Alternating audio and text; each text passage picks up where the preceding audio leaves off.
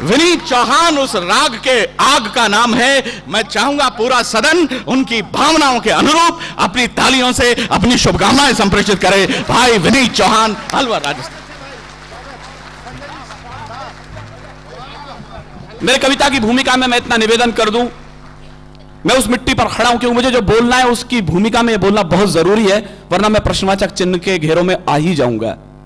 मैं राजस्थान की उस मिट्टी पर खड़ा हूं जहां राणा प्रताप के सेनापति ठाकुर हाकिम खां सूरी पठान रहे हैं और अकबर के सेनापति ठाकुर मान सिंह रहे हैं।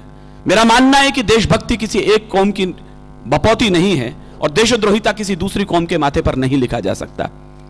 मैंने कभी बहुत पहले कहा था कि गर सच है तो फिर सच ही बोला जाए, गर सच है तो फिर सच ही बोला जाए, भेद गहरे से गहरा भी हो तो खोला जाए।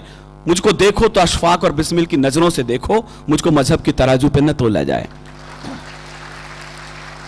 लेकिन यदि कौमी एकताओं के ढिंढोरे पीटते पीटते हम सांप्रदायिकता को सर के माथे पर चढ़ा लें और देशभक्ति के खुले विश्वविद्यालयों को हम सांप्रदायिकता की उपाधियां देना शुरू कर दें, तो मुझे लगता है हमें थोड़ी समझ की आवश्यकता पड़ेगी। मैं एक प्रणाम यहां से निवेदित कर देता हूं, यदि उसे समझ गए तो मुझे लगेगा हर बार की तरह बिरला ऑडिटोरियम को, जैसा मैं मानता हूं कि देश और दुनिया के सबसे पढ़े लिखे श्रोताओं के सामने मैं कविता पढ़ रहा हूं। पत्रकार जगत का कार्यक्रम है, इसलिए उस भूमिका को और अच्छी तरह समझ लीजिएगा। मुझे वो पढ़ना है जो इस मंच पर न पढ़ा जाएगा न इससे पहले पढ़ा गया होगा। मैं यहां से कश्मीर के उन तमाम सैनिकों को अपने प्रणाम निवेदित करना चाहता हूं। मुझे नहीं पता, मैं आपकी और अपनी दोनों की परीक्षा ले रहा हूं इस एक वाक्य के अंदर। मैं यहां से कश्मीर के उन तमाम सैनिकों को अपने प्रणाम निवेदित कर रहा हूं जो पत्थर खाने के बावजूद बाढ़ में फंसे लोगों को बचाने का प्रयास तो कर रहे थे।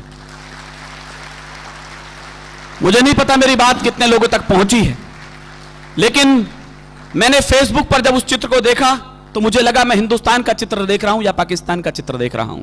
हमारे कर्नल की कॉलर पकड़ी हुई एक व्यक्ति ने, कर्नल के हाथ में रोटी का पैकेट है और दूसरे आदमी के हाथ में पत्थर है। हम 67 साल में बहुत विज्ञ लोग यहां बैठे हैं, न्यायाधिपति बैठे हैं, एक कर्नल की कॉलर से एक आम तथाकथित टेररिस्ट में उसे कहूं उसकी कॉलर नहीं छुटा सके। हम किस देशभक्ति के मुकाम की तरफ जाने की कोशिश कर रहे हैं।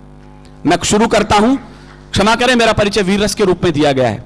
मैं कभी अपने आप को वीररस का कवि नहीं कहता, मैं अपने आप को बगावत का कवि कहता हूं। मैं एक भी बागी तैयार कर दूं तो मेरा पढ़ना सार्थक होगा, आपका सुनना सार्थक होगा।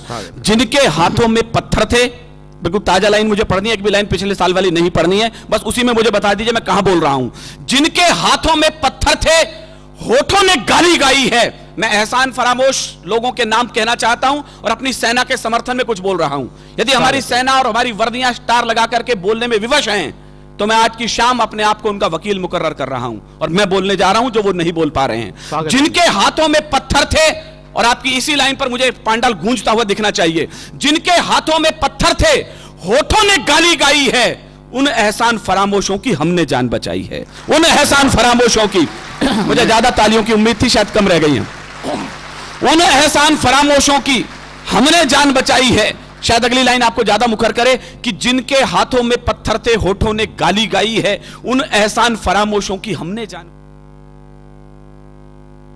ये कैसी परिपाटी है, रोटी के बदले पत्थर थे, ये कैसी परिपाटी है। और जिसको फूलों वाली समझा वो चंबल की घाटी है, जिसको फूलों वाली समझा वो चंबल की घाटी है। अच्छा होता तुम सेना के जाकर 100 सजदे करते, हमें उम्मीद थी उन लोगों से। अच्छा होता तुम सेना के जाकर 100 सजदे करते, मिटती सब कड़वाहट अपने घाव पुराने भी भरते। हाँ हम भूल नहीं पाए अशफाकुल्लाह एहसानों को, मेरी पंक्ति पर ध्यान दें आप। हाँ हम भूल नहीं पाए अशफाकुल्लाह एहसानों को, हम दिल में दफन किए बैठे हैं बिस्मिल के अरमानों को, हम दिल में दफन किए बैठे हैं बिस्मिल के बरमानों को। आओ हम सब मिलकर बैठें, एक ही लाइन पहुंचाना चाहता हूं मैं घाटी के बेटों तक। आओ हम सब मिलकर बैठें, भूलें अलगावी नारों को, घाटी में ऊंचे स्वर दे दें भारत मां के जयकारों को। घाटी में ऊंचे स्वर दे दें भारत मां के जयकारों को, घाटी में ऊंचे स्वर दे दें भारत मां के जयकारों को।